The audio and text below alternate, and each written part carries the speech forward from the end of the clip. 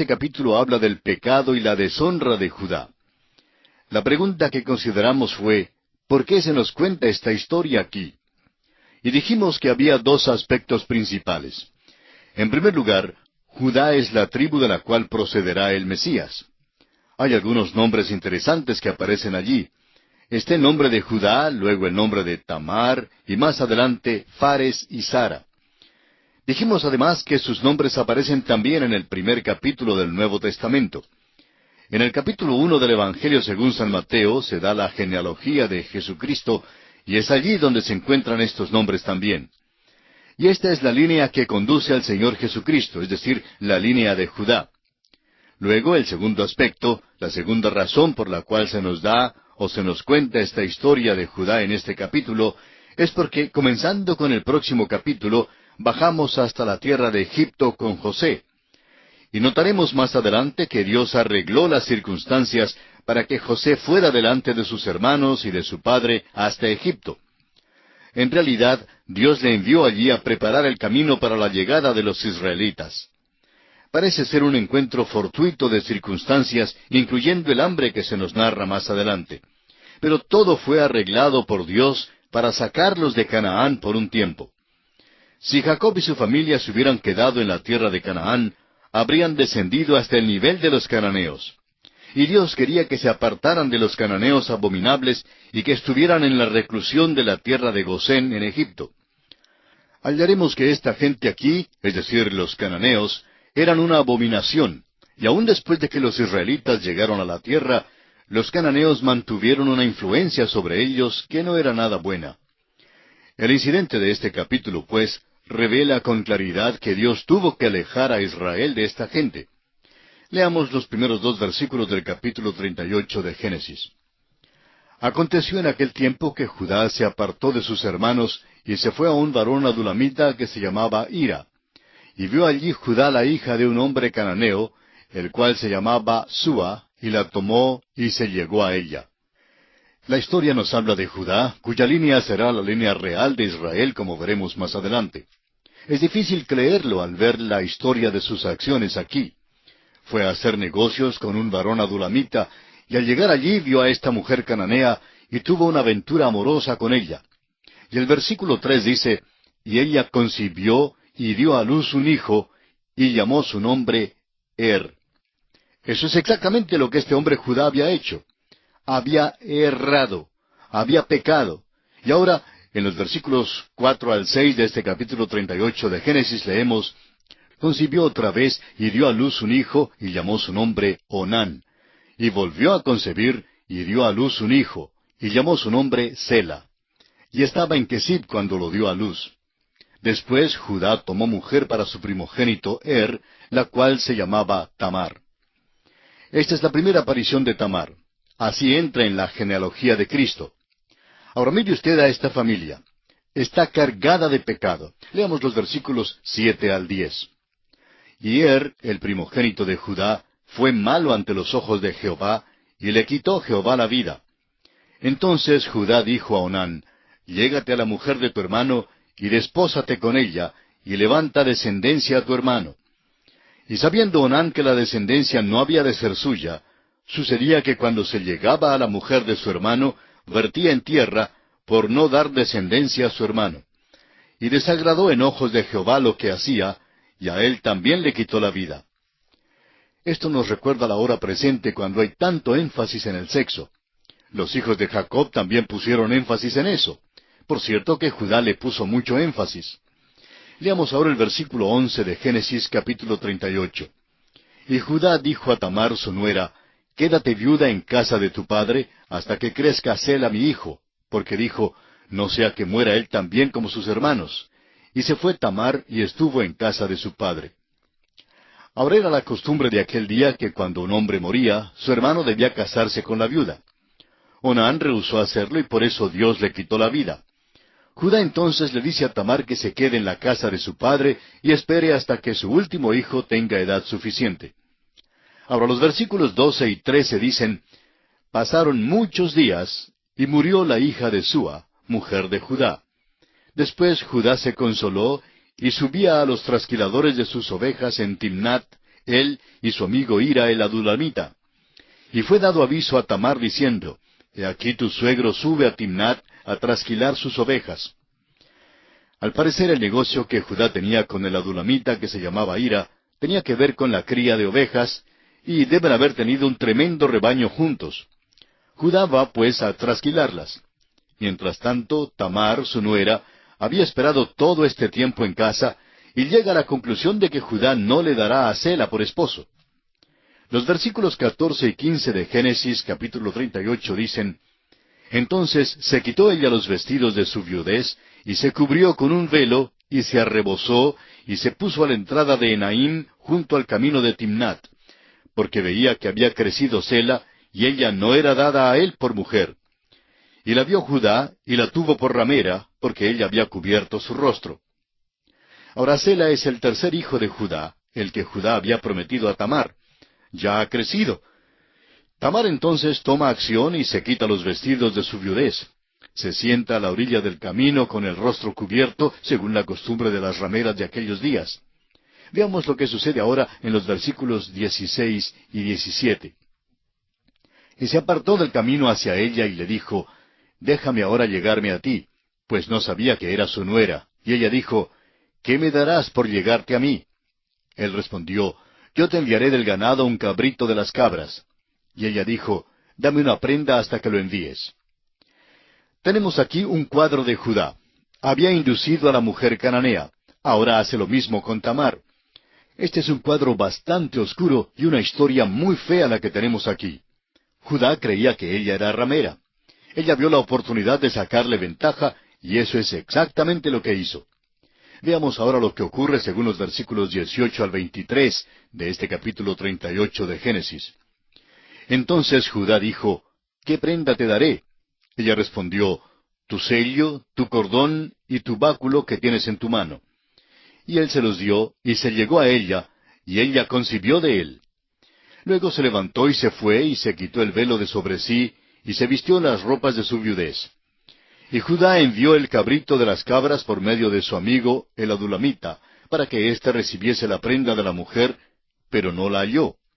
Y preguntó a los hombres de aquel lugar, diciendo, ¿Dónde está la ramera de Enaim junto al camino? Y ellos le dijeron, No ha estado aquí ramera alguna. Entonces él se volvió a Judá y dijo, No la he hallado. Y también los hombres del lugar dijeron, Aquí no ha estado ramera. Y Judá dijo, Tómeselo para sí, para que no seamos menospreciados. He aquí yo he enviado este cabrito, y tú no la hallaste. Judá se encuentra ahora en una posición bastante difícil. Buscan por todo el pueblo a la ramera, pero no la pueden encontrar. El versículo 24 revela el resultado de la acción de Judá. Sucedió que al cabo de unos 3 meses fue dado aviso a Judá diciendo, Tamar tu nuera ha fornicado, y ciertamente está encinta a causa de las fornicaciones. Y Judá dijo, Sacadla y sea quemada. Ese es Judá. Aquí tenemos el criterio moral de 2 caras. Amigo oyente, Dios no aprueba estas cosas de ninguna manera. Esta historia se relata aquí en la palabra de Dios, pero de ninguna manera significa que Dios lo aprueba. Él no quería que su pueblo se portara así, y Dios lo desaprueba. Ellos se están portando exactamente como los cananeos, y por eso Dios va a apartarlos de esta tierra y los va a llevar a la tierra de Egipto. Allí Dios los va a separar y los va a aislar en la tierra de Gosén para alejarlos de esta influencia tan terrible. Este episodio revela la necesidad de que Dios haga eso. Judá está portándose de una manera que es indecible por lo malo. El caso es que Judá está más presto a ver el pecado en alguien más, pero no puede notarlo en sí mismo. Nos recuerda de aquella vez cuando Natán fue donde David y le contó la historia del hombre que tenía la corderita. Cuando Natán dijo que el rico llegó y se la llevó, David estuvo pronto a condenar al rico. David reaccionó exactamente como Judá reacciona aquí. David dijo que el rico era digno de muerte. Natán entonces le declaró que David mismo era ese hombre. Es muy interesante que todos podemos ver con tanta claridad el pecado en otras personas, pero no podemos notarlo en nuestro propio ser. Ahora, la acusación contra Judá es realmente doble. Su pecado en sí mismo es terrible, pero además fue con su propia nuera. Esta es la manera en la cual vivían los cananeos.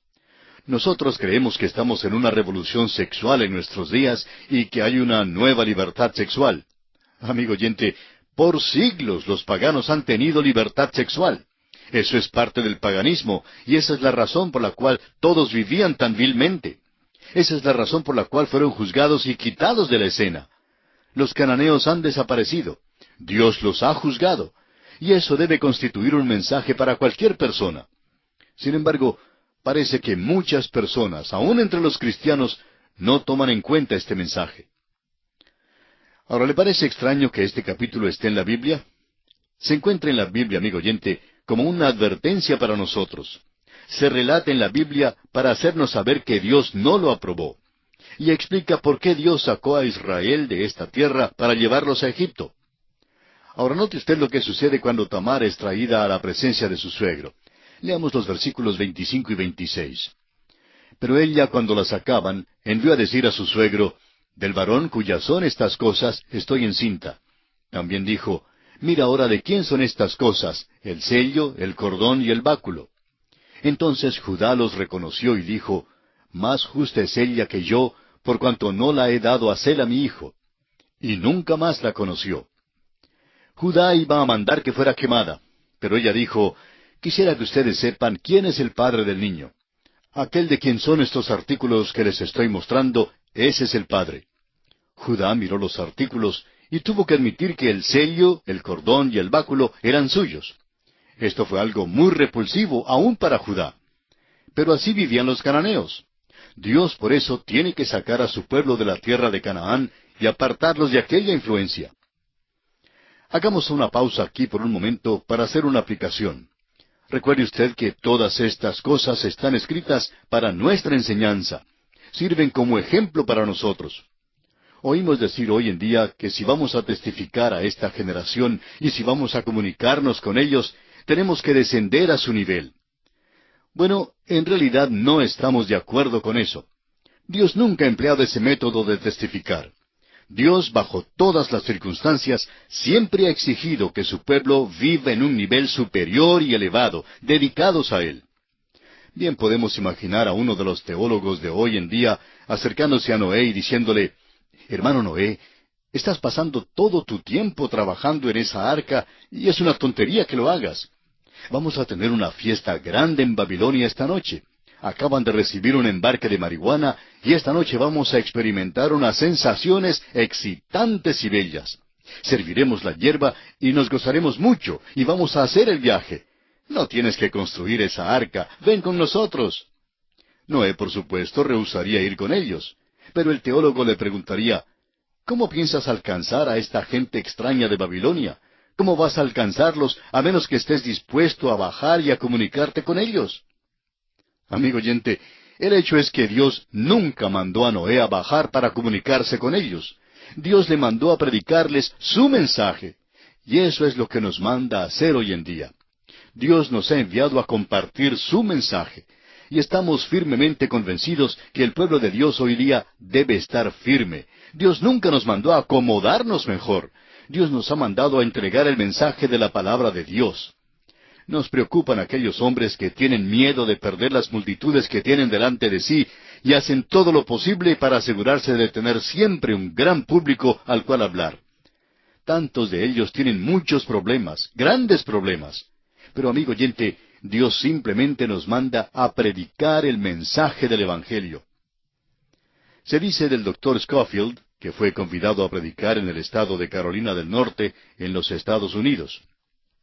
Era una noche lluviosa y muy pocas personas llegaron para escucharle. El pastor de la iglesia sintió la necesidad de disculparse ante el Dr. Scofield. Se le acercó y le dijo que sentía muchísimo que solo unas pocas personas hubieran llegado para escuchar a un hombre de la capacidad del Dr. Scofield.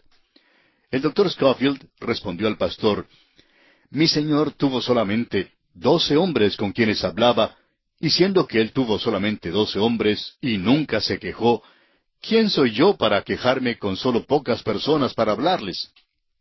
Amigo oyente, hay una lección grande que nuestra generación debe aprender.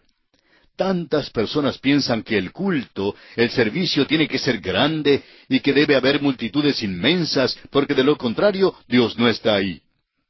Es posible que Dios nos haya llamado a testificar a unos pocos hombres solamente. Creemos que si somos fieles en publicar la palabra de Dios, esto tendrá su efecto. Ciertamente producirá resultados. Bueno, Judá seguramente hizo un buen trabajo en comunicarse con los cananeos. No pudo haber descendido a un nivel más bajo que ellos. Y mire usted lo que sucedió. Resultó en tragedia. Leamos ahora los versículos 27 al 30 de este capítulo 38 de Génesis. Y aconteció que al tiempo de dar a luz, he aquí había gemelos en su seno. Sucedió cuando daba a luz, que sacó la mano el uno, y la partera tomó y ató a su mano un hilo de grana, diciendo, Este salió primero. Pero volviendo él a meter la mano, he aquí salió su hermano, y ella dijo, ¿Qué brecha te has abierto? Y llamó su nombre Fares. Después salió su hermano, el que tenía en su mano el hilo de grana, y llamó su nombre Sara. Busquemos ahora en el Nuevo Testamento y encontraremos la genealogía del Señor Jesús en Mateo, capítulo 1, versículo 3, donde leemos, Judá engendró de Tamar a Fares y a Sara, Fares a Esrom y Esrom a Aram. Esta línea es la que condujo a Booz y luego a David y finalmente a Cristo. Y así concluye el capítulo 38 de Génesis. Y entramos en el capítulo 39. Notaremos aquí que José es una persona muy diferente a Judá. Parece que José y Benjamín gozaron de muchísima más enseñanza e instrucción y cuidado personal de parte de su padre que los otros 10 muchachos. Parece que Jacob tenía interés en estos 2 hijos solamente. Eso, por supuesto, produjo el odio y rencor de los otros hermanos, por lo cual vendieron a José a la esclavitud en Egipto. De modo que José y Benjamín también llegaron a ser una gran angustia para Jacob cuando fueron llevados a Egipto. Esta es una perspectiva algo triste para un joven de 17 años. Era esclavo en una tierra extraña. Ciertamente no había nada en el aspecto visible que le trajera cualquier ánimo al corazón. Parece que José tiene lo que comúnmente se llama mala suerte. Aún en la tierra de Egipto, parece que al punto en que las cosas andaban afablemente para él, algo malo le sucedería. Siempre sucedió con un propósito, aunque fuera difícil que José viera ese propósito al principio. No hay ninguna persona en todo el Antiguo Testamento en cuya vida el propósito de Dios se viera con más claridad que en la vida de José. La providencia de Dios se manifiesta en todos los detalles de su vida. La mano de Dios estaba sobre él y la dirección del Señor es evidente. Pero José fue el único patriarca al cual Dios no apareció directamente, según lo vemos en el texto de la Escritura. Dios apareció a Abraham, a Isaac y a Jacob, pero no así a José. Sin embargo, la dirección de Dios en su vida se ve con más claridad que en cualquier otra vida. Es el ejemplo del Antiguo Testamento de lo que el apóstol Pablo dice en Romanos 8:28. Y sabemos que a los que aman a Dios, todas las cosas les ayudan a bien, esto es, a los que conforme a su propósito son llamados. José lo expresó a sus hermanos en la siguiente manera, Vosotros pensasteis mal contra mí, mas Dios lo encaminó a bien, para hacer lo que vemos hoy, para mantener en vida a mucho pueblo. Todo parecía andar mal en su vida al principio, y todo el mundo parecía oponerse a él. Mirándolo desde un aspecto exterior, todo parecía oscuro y terrible. Sin embargo, cada paso muestra a Dios realizando un propósito bueno y superior en la vida de José. Esto encierra una lección práctica para nosotros cuando todo parece andar mal en nuestro camino. Porque el Señor al que ama, disciplina. Si somos hijos de Dios, en la voluntad de Dios, podemos estar confiados que nada pasará a un hijo de Él sin su permiso. A los que aman a Dios, todas las cosas les ayudan a bien. Inclusive las desgracias, las angustias y los sufrimientos sirven para nuestro bien y para la gloria de Él.